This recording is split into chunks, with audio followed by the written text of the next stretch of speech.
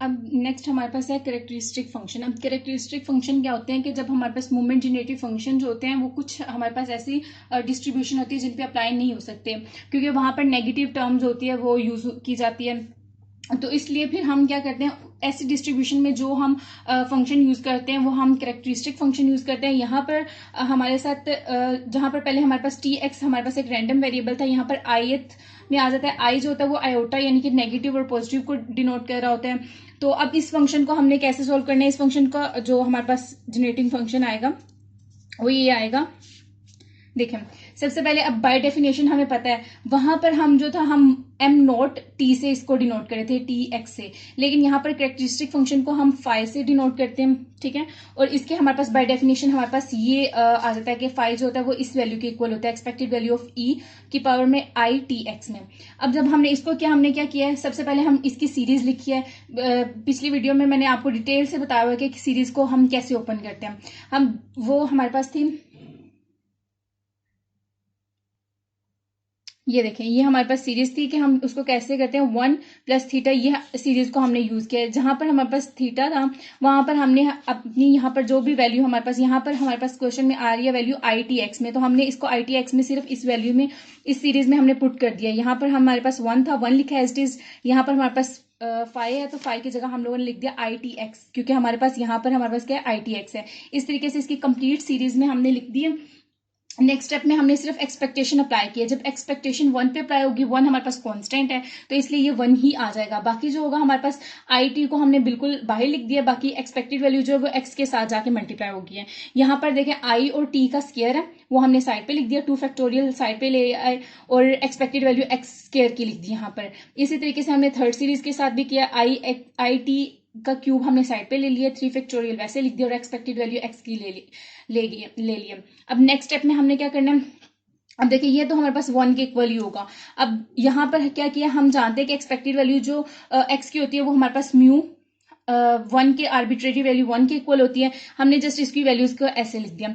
अब इसमें हमने क्या किया, अब देखिए यहाँ पर भी हमारे पास म्यू आई वन है आर की वैल्यू में। अब ये देखें, अब हमने क्या किया, अब ये सीरीज जो है हमारी कैसे चल रही है कि आर यहाँ पर जो भी है, यहाँ पर टर्म अगर हमारी थ्री है तो यानी कि यहाँ पर भी 3 फैक्टोरियल होगा और यहाँ पर म्यू थ्री आ जाएगा। मैं यहाँ पर क्लियर करके लिख देती हूँ कि मैं क्या लिखा हुआ है बेसिकली।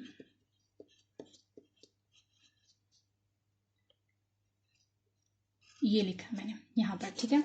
तो अब देखिए यहाँ पर अगर 5 होगी तो यहाँ पर भी 5 फैक्टोरियल आ जाएगा और यहाँ पर 5 आ जाएगा। तो हम हमारे पास ये तो कोफिशिएंट है, लेकिन हम हमारे पास जो हमारा वेरिएबल है वो हमारे पास क्या है, ये चीज है। तो इसको अगर हम डेरिवेटिव मेथड यानी कि जो दूसरा मेथड हम लोगों ने पढ़ा था वो डेरिवेटिव मेथड था, तो उस मेथड से हमारे पास ये वाली जो वैल्यू होगी वो इसके इक्वल होगी। और वो किस तरीके से होगी कि म्यू आर की वैल्यू में अगर यहाँ पर जो भी है इनके फिफ्थ के लिहाज से उसका डेरिवेटिव लिया जाए तो हमारे पास यहाँ पर एयोटा की वैल्यू भी 5 होगी और यहाँ पर ये हमारे पास वैल्यू रहेगी। तो हमारे पास यहाँ पर 8 के टर्म में आ जाएगा, यहाँ पर 5 है तो यहाँ पर भी 5 लेंगे और टी को हम 0 पुट करते जाएंगे, तो इस लिहाज से हमारे पास म्यू आर की जो वैल्यूज हैं वो यहाँ पर आती जाएंगी। ये हमारे पास था कैरेक्टरिस्टिक फंक्शन। ये हमारे पास है क्यूमुलेंट जनरेटिव फंक्शन। क्यूमुलेंट जनरेटिव फंक्शन क्या होता है कि जब हम अपने मोमेंट जनरेटिव फंक्शन का लॉग लेते हैं तो हमारे पास क्यूमुलेटिव जनरेटिव फंक्शन आ जाता है। बाय डेफिनेशन इसको हम कैपस से मतलब इसकी जो एब्रीवेशन है इनकी जो, इसको कैपस हम कहते हैं और के आर्ट्स इसकी जो है वो रिप्रेजेंटेशन होती है और इसको एल एन एम नोट, ये बाय डेफिनेशन इसका ही है, कैपस का जो फॉर्मूला है वो ये है। और जब हम इसको सोल्व करते हैं बाय इस प्रोसीजर के तो हमारे पास एन पे जो वैल्यू आ जाती है वो हमारे पास ये आती है, ठीक है। और अगर हम डेरिवेटिव लेके करें तो हमारे पास बिल्कुल यही टर्म आ जाती है, यानी कि अगर यहाँ पर 5 होगा यहाँ पर 5 होगा तो के की वैल्यू हमारे पास 5 आएगी और लोग हमारे पास एक्सपोनेंट है ये यहाँ पर, और जो हमारे पास ये जो सिंपल है हमारे पास मोमेंट जनरेटिव फंक्शन, इसकी जो वैल्यू आएगी उसमें हम टी की वैल्यू जो पुट करते जाएंगे तो यहाँ पर अगर हमारा 5 है तो हमें के 5 की इनकी कैपस 5 की वैल्यू मिल जाएगी। अगर हम यहाँ पे 4 पुट करें तो यहाँ पर 4 पुट कर देंगे तो हमारे पास कैपा 4 की वैल्यू आ जाएगी, कैपस 4 की आ जाएगी। और अब इनके नीचे रिलेशनशिप बिटवीन क्यूमुलेंट्स एंड मोमेंट्स।